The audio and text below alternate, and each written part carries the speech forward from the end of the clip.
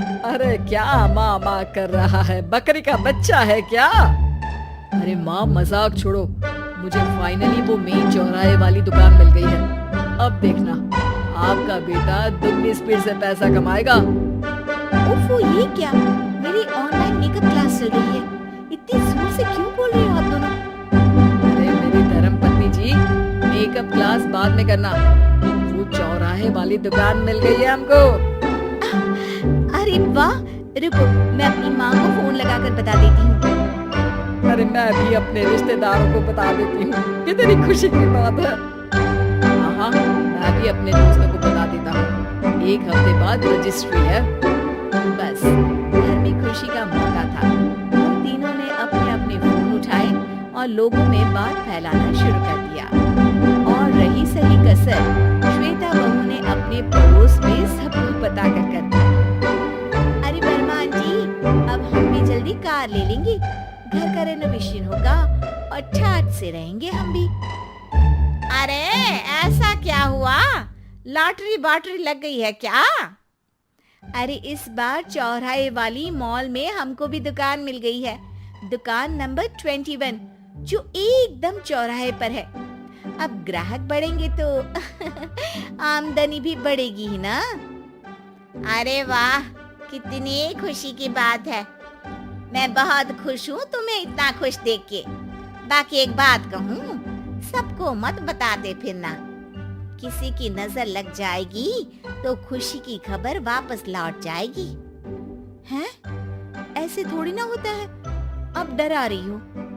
अरे सही कह रही हूँ, काली नजर कहते हैं इस चीज को, जब आप किसी को कुछ बताओ और वो काम बिगड़ जाए। अरे लेकिन मैं तो... तुमने सबको बता दिया ना? हाँ, फोन लगा लगा के। अब बच के रहना, काली नजर बड़ी खतरनाक होती है। श्वेता इतनी खुश रहती है कि वो वर्मा आंटी की बात पर ध्यान ही नहीं देती, जबकि पड़ोस में और भी लोगों से खुशी की खबर शेयर करती रहती है। अगले दिन राजेश बहुत दुखी होकर घर आता है। अरे बेटा क्या हुआ, मुंह क्यों सूजा हुआ है, मधुमक्खी ने काट लिया क्या? माँ, वो दुकान किसी और के पास चली गई, किसी ने ज्यादा भाव लगा दिया। अरे पर बात तो आपसे हुई थी ना उस दुकान वाले की। हाँ, आज मैं टोकन अमाउंट देने गया था, तब मुझे पता चला, कोई आकर सुबह मुझसे पहले ही ज्यादा अमाउंट दे गया। काली नजर। क्या क्या कहा? वर्मा आंटी ने समझाया था कि किसी को बताना मत, वरना काली नजर लग जाएगी।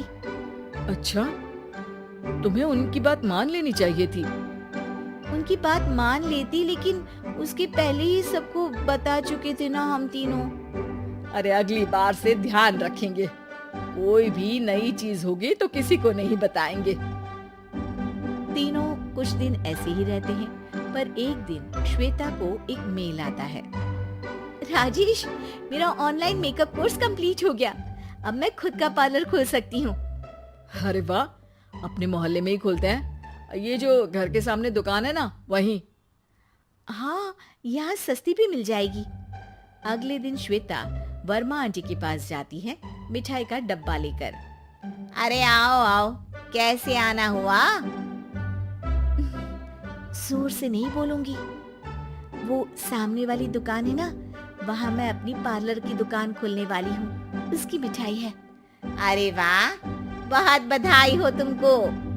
हाँ, मैं कमाने लगूंगी तो राजेश पर पूरे घर का बोझ नहीं रहेगा ना आंटी जी। ये तो है, पर ये बता कि तूने ये बात किसी और को तो नहीं बताई ना? अरे नहीं नहीं, पिछली बार गलती कर दी थी, काली नजर लगी किसी की और राजेश के हाथ से वो दुकान चली गई थी। सबको मत बताना। चलो मैं चलती हूँ, कल दुकान की बात करने भी तो जाना है।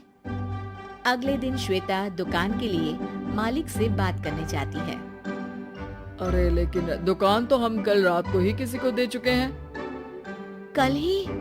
हाँ कल ही, 2 दिन बाद कोई यहाँ पार्लर भी खोल लेगा, अब कहीं और दुकान देख लीजिए। अरे पर हमको भी तो पार्लर ही खोलना था। भाई एक ही दुकान है, आधी आधी तो नहीं दे सकता ना मैं। राजेश और श्वेता घर पर हताश होकर आ जाते हैं। इस बार तो किसी को बताया भी नहीं था, अब किसकी काली नजर लग सकती है। सुनो, तुमने माँ को बताया था क्या? अरे कैसी बात कर रही हो, माँ की नजर थोड़ी ना लगेगी। पक्का तुमने किसी को नहीं बताया था ना? सिर्फ वर्मा आंटी को बताया था, उन्होंने ही मुझे किसी को नहीं बताने को कहा।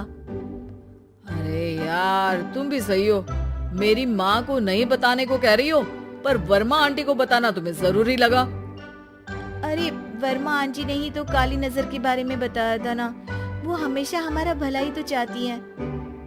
मेरी माँ भी हमारा भला ही चाहती है। अरे पर चिल्ला क्यों रहे हो, बात नहीं कर सकते क्या आराम से? नहीं आता वो आराम से बात करना, और करना भी नहीं चाहता हूँ मैं। दुकान जाने का दुख गुस्से में बदल गया था और राजेश और श्वेता में बात बंद हो गई थी।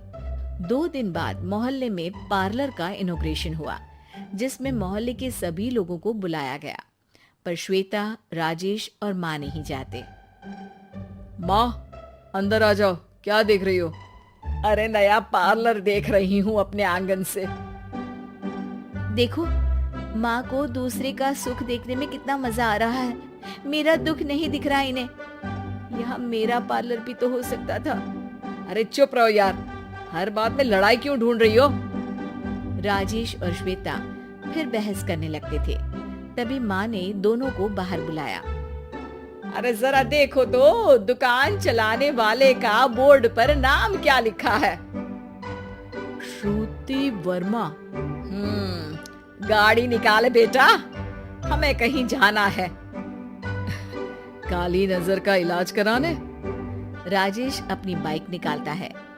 तीनों ट्रिपलिंग कर रहे हैं। माँ राजेश को उस मॉल वाली दुकान पर लेकर जाती है जहाँ राजेश अपनी दुकान खोलने वाला था। यही दुकान लेना चाहता था ना तू? हाँ, पर इनको भी दुखी करने लेकर आई हो क्या यहाँ पर दुकान दिखाकर? वहाँ काफी नहीं था? अरे श्वेता, थोड़ा सब्र रख, अभी पता चलेगा कि हम यहाँ क्यों आए हैं। बता, इस दुकान चलाने वाले का नाम क्या है? अनुपम वर्मा। कुछ समझ में आया? वो दुकान वाली श्रुति वर्मा, ये दुकान वाला अनुपम वर्मा, और हमारे पड़ोस में हमने उस दुकानों के बारे में बताया किसको था? अब वर्मा आंटी को। मतलब वर्मा आंटी ही हमारा काम बिगाड़ रही है? नहीं नहीं, ऐसा नहीं हो सकता, ये बस इत्तेफाक है। राजेश अपना फोन निकालता है और श्रुति वर्मा और अनुपम वर्मा के नाम फेसबुक पर सर्च करता है, जहां ये दोनों ही वर्मा आंटी के रिश्तेदार होते हैं। श्वेता को समझ में आ जाता है कि वर्मा आंटी की ही नजर काली नजर है। अब क्या करना है?